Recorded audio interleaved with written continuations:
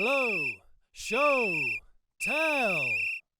Hello and welcome to episode 1 of Blow, Show, Tell. My name's Alex Guilford. And I am Caleb Mutombwa. And we're going to get stuck straight in to the incident. I think the first one we're going to look at is Australia against New Zealand a few weeks ago. Is that right? We're going to roll the footage for the viewers.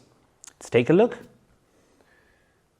So what's happening here? Just talk us through this. Right, so what we see there is Darcy Swain in the yellow jersey, Australian player. That's yellow 19. Yellow 19, going straight into black 23. Yeah. That's the New Zealand rugby player there, Quinn Tupaia. At a breakdown. At a breakdown. So what we see is that Quinn Tupaia has his body height hinged like this. Yeah. And Darcy Swain has cleaned him up below the waist. Below the waist. And that's the key component there in why he's received what is at the time, I think he gets a yellow card? He gets a yellow card and he later then gets cited. So in rugby, if somebody has received a card, a panel of what they call citing commissioners and judicial officers sit and decide what the sanction is going to be. So Darcy Swain got 6 weeks.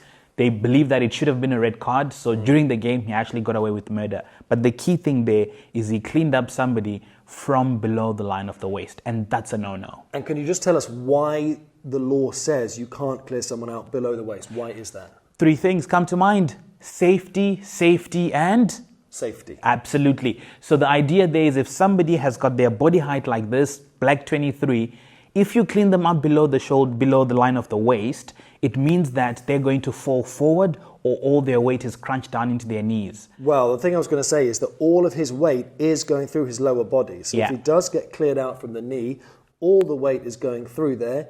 His studs are stuck into the ground. And basically what happens is he ruptures all the ligaments in his knee. Yeah, he's 8 to 9 months out of rugby after that collision.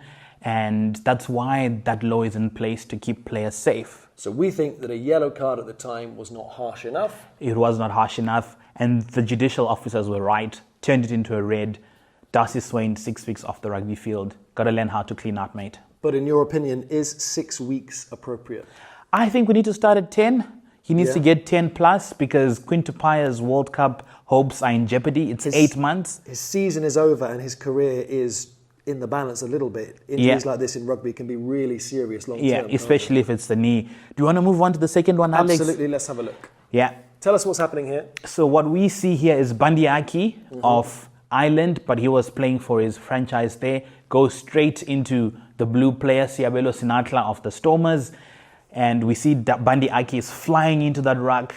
He does not have any hands. He doesn't want to grab the player. Hits his shoulder, but below the line of the waist again, but straight into the head. It's almost his neck, isn't it? Basically, it's neck and head area. And this technically is almost the same infringement, but on a different part of the body. You can't clear someone out below the hip or above the shoulder. Or above the shoulder. The neck and head area, World Rugby has gone full on this one because we know what happens, the risk of concussion. And Bandiaki flying in, does not have any arms, so he's not trying to grasp the player. I was going to say he's not rapping. He's not rapping. rapping. Is the word they use. Absolutely. He's just gone straight with his shoulder. And he gets a red card. Brilliant. Yep. But then he only gets 8 weeks and 2 more weeks more than what Darcy Swain got. Sure. You want to know the reasoning? Because Bandiaki had a go with the referee after the red card was issued.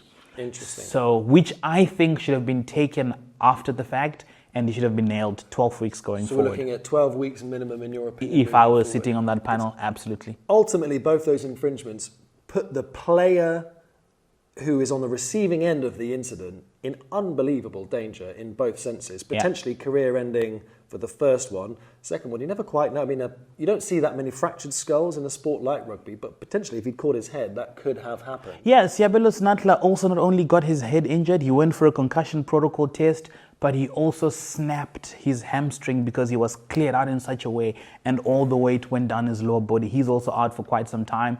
So terrible, terrible ruck technique from both Darcy Swain and Bandiaki. So we're actually looking at almost the dangers to the player goes far beyond the actual point of impact as well. It goes far beyond the actual point of impact. Which is why 6 weeks really is a starting point we don't think is harsh enough. Yeah, so lesson learned, if you think you don't have any realistic chance to win that ball, there's no reason to fly into that ruck.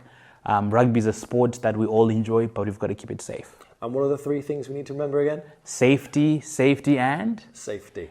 There we go. Great.